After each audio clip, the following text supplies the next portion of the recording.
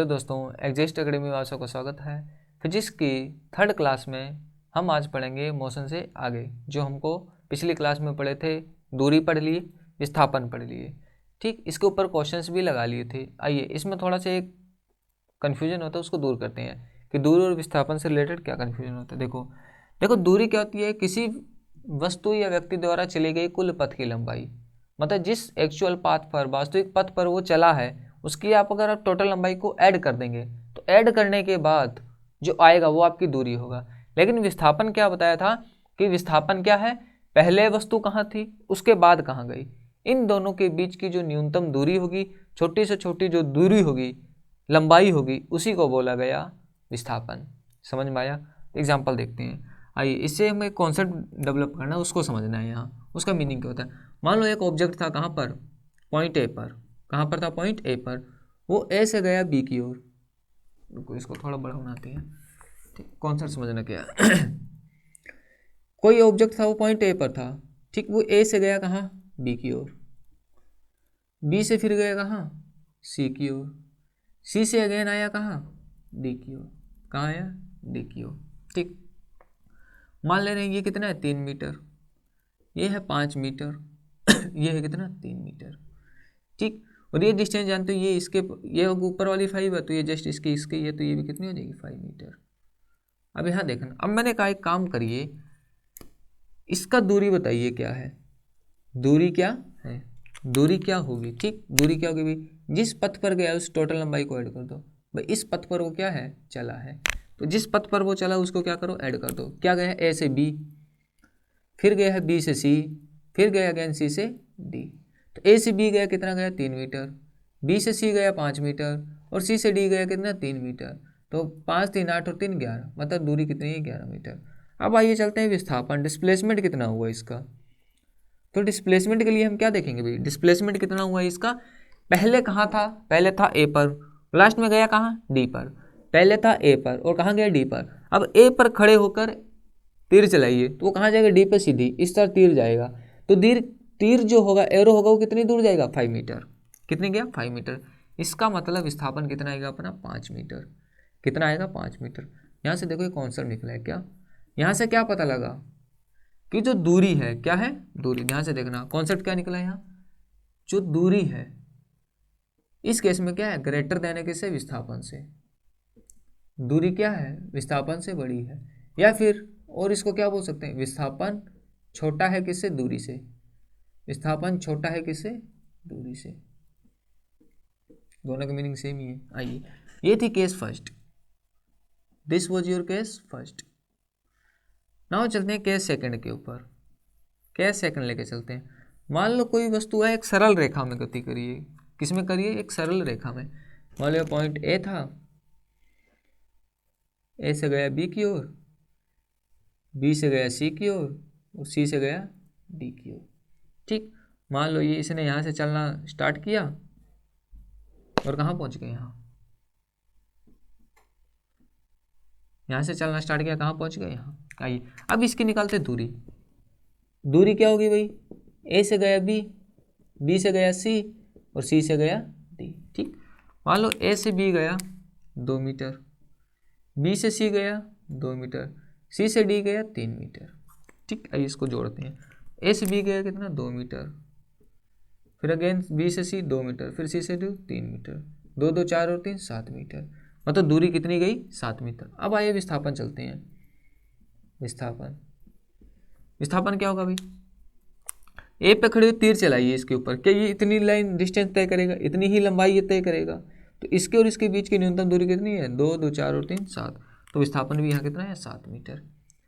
Second case में हमने क्या देखा भाई? विस्थापन और दूरी आपस में क्या है? इक्वल है। तो सेकंड केस में हमने क्या देखा भाई? दूरी इक्वल टू विस्थापन। अच्छा, ये कंडीशन आई कब? जब वस्तु किस पथ पर गति की? एक सरल रेखा में। मतलब एक सीधी रेखा में अगर कोई ऑब्जेक्ट या वस्तु गति करती है तो उस केस में दूरी और विस्थापन क्या होगा? बराबर। तो दूरी और विस्थापन बराबर कब होगा? जब वस्तु क्या होगी? एक सरल रेखा में गति करी। जब वस्तु एक सरल रेखा, मतलब एक ही दिशा में, यहाँ लिख लेना, एक ही दिशा में गति करे। When object moves along a straight line in a particular direction.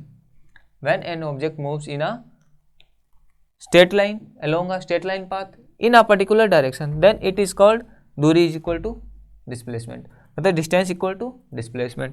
अगर दूरी और विस्थापन चेंज कब होंगे भाई, कब इन दोनों में डिफेक्ट आएगा, जब वस्तु क्या होगी, सरल रेखा में गति नहीं करेगी। समझ में आया। तो क्या निकला भाई, दूरी और विस्थापन आपस में बराबर भी हो सकते हैं और आपस में बराबर नहीं भी हो सकते। मतलब दूरी या तो विस्थापन से बड़ी होगी या विस्थापन के बराबर होगी। उल्टा बोल सकते हैं, विस्थापन या तो दूरी से छोटा होगा या फिर दूरी के क्या होगा, इक्वल। ये दोनों कंडीशन एक साथ नहीं चलेंगी भाई, या तो विस्थापन छोटा होगा या फिर विस्थापन दूरी के बराबर होगा। समझे। बराबर कब होगा, जब सरल रेखा में गति करेगा और एक ही दिशा में करेगा। और इक्वल कब नहीं होगा, जब वो सरल रेखा में गति नहीं करेगा। ठीक। और विस्थापन कभी भी दूरी से बड़ा नहीं हो सकता, क्योंकि जो विस्थापन की परिभाषा है वो यही कहता है कि दो बिंदुओं के बीच की न्यूनतम दूरी को, दो बिंदुओं के बीच की न्यूनतम दूरी मतलब शॉर्टेस्ट पाथ, छोटा से छोटा पाथ ही क्या है आपका विस्थापन है, और बड़ा से बड़ा पाथ ही क्या है आपका दूरी है, जिस पथ पर वो क्या है चला है। तो आई होप ये कॉन्सेप्ट आपको क्या होगा, क्लियर हुआ होगा। ठीक। अब आइए चलते हैं फिजिक्स में आगे बढ़ते हैं। अब आगे क्या है,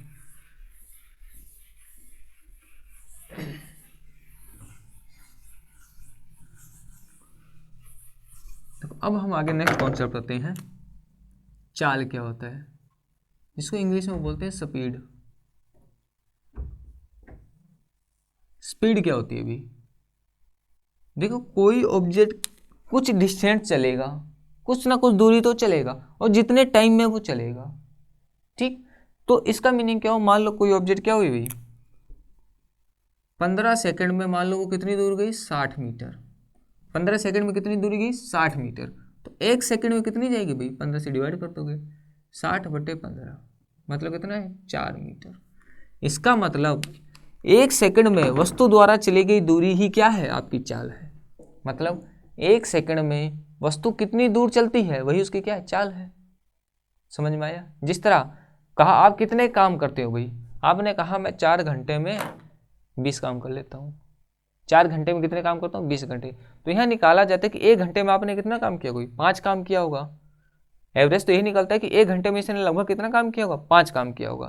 तो ये जो काम है ये आपकी इफिशियंसी बताता है। तो इसी चलने की जो इफिशियंसी होती है, क्षमता होती है, वही चाल होती है। मतलब 1 सेकंड में आप कितना चल रहे हो, यही आपको क्या होता है, चाल बताएगा। समझ में। तो चाल क्या होता है भाई, 1 सेकंड में वस्तु द्वारा चली गई दूरी। इसी एक को बोला था एकांक समय में, एकांक समय हिंदी में लिख लेना 1 सेकंड। 1 सेकंड में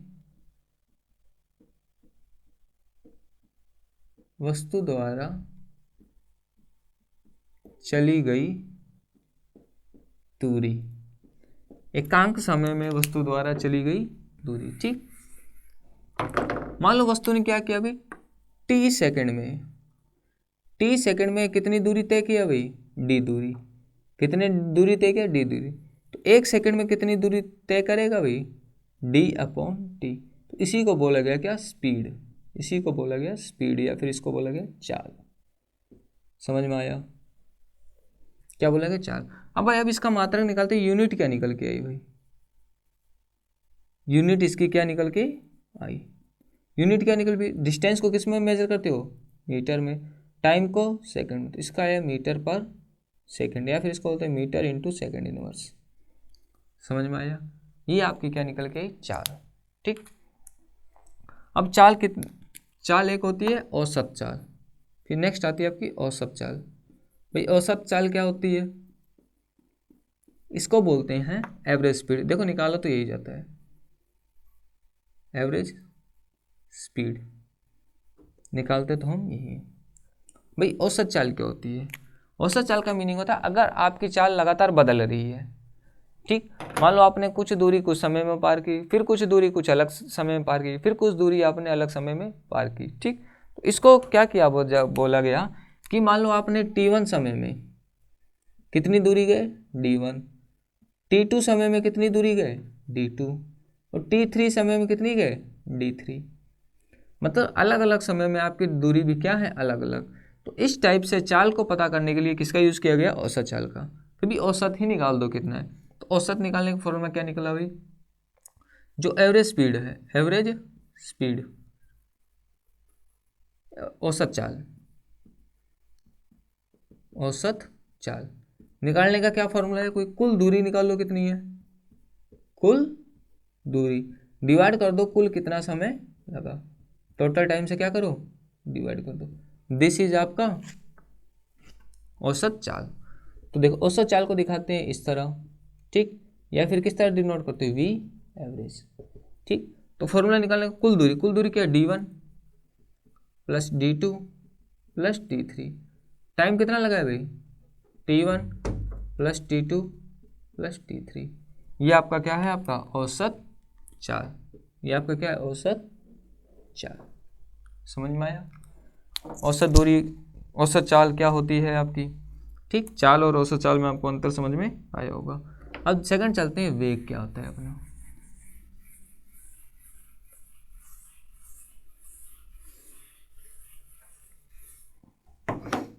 नेक्स्ट चलते हैं वेग,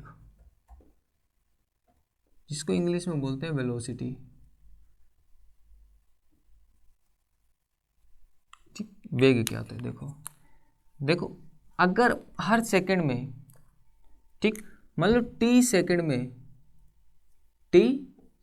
में जो विस्थापन है आपका कितना है, एक्स, तो एक सेकंड में जो विस्थापन होगा क्या होगा, एक्स अपॉन टी, यही आपका क्या होगा, वेग, यही क्या होगा, वेग।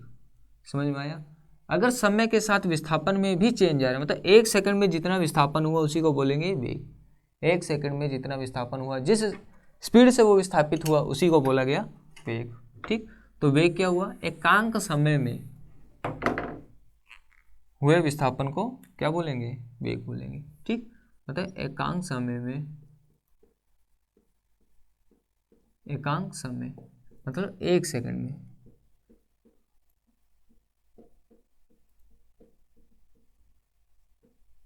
एक सेकंड में हुए विस्थापन, एकांक समय में हुए विस्थापन को ही क्या बोलेंगे, वेग। तो वेग का फॉर्मूला क्या निकला भाई, वेग का फॉर्मूला का विस्थापन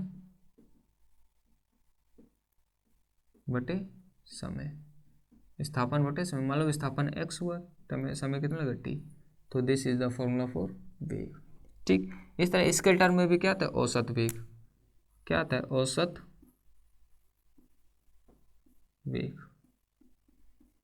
ठीक। Average velocity, average velocity, what do you mean by it, फिर वही क्या, मान लो t1 समय में विस्थापन कितना हुआ, x1, t2 समय में विस्थापन कितना हुआ, x2, और t3 समय में विस्थापन कितना हुआ, x3, ठीक। तो औसत एवरेज वेलोसिटी निकालने का फॉर्मूला क्या होगा भाई, क्या फॉर्मूला होगा भाई, कुल विस्थापन, total displacement over total time, मतलब कुल समय, कुल विस्थापन कितना है भाई, x1 plus x2 plus x3, total समय t1 plus t2 plus t3, this is the formula for औसत वेग।